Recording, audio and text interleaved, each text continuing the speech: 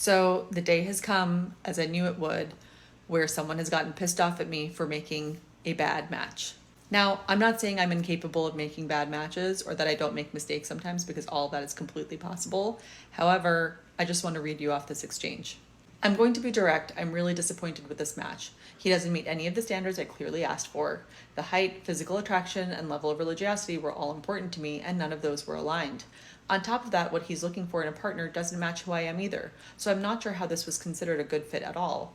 I have a lot of trust in your judgment, which is why I put my hopes in you to really read and understand both sides and what each person is looking for. But this match honestly felt very random in every way, so I'd like to understand how this was chosen.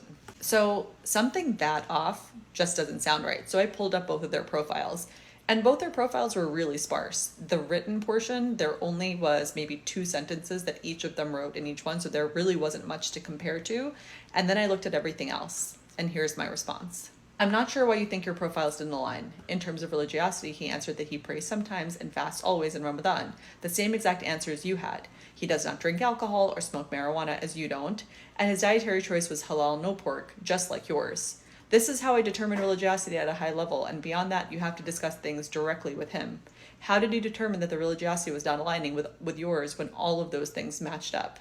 He also met your ethnicity preferences and the location aligned due to your being able to relocate. And to be honest, with so many things to consider, I do not take height as a deal breaker unless someone says it is. He is still taller than you. She wanted someone 7 inches taller at minimum. If you didn't think he was a match at the bios phase, why did you accept him and move on to the photos phase? You should have declined initially, and the fact that you didn't shows that you did not have an issue with the bio or religiosity at all.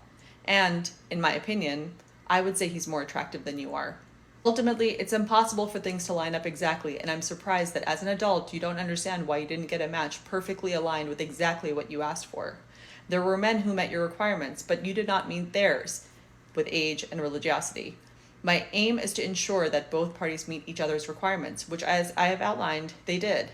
My service is for people who are reasonable and sensible about what is out there rather than expecting this to be a silver bullet solution for some kind of perfect match. That is quite literally what all of my social media content has always been about. Her response. As I previously stated, I'm looking for someone who is 5'11" or taller, not any less. I do not find this match physically attractive. For me, physical attraction is just as important as personality, so alignment on both matters. My preferences are reasonable. Personally, I don't think he was more attractive than me. You're not the only straightforward, blunt person out here. I never said I was, but I do have receipts. She is entitled to not think that this was a good match for her.